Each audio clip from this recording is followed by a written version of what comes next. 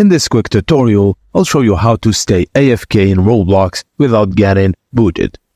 To avoid being kicked for being AFK in Roblox for a long time, you need to keep your character in motion.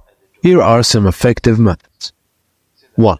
Use a small object. Just place something on your keyboard to keep one of the arrow keys or WASD keys pressed. This can make your character walk into a wall or spin, which will not get you in ban because you're not typically AFK. And the second method is the auto-clicker program.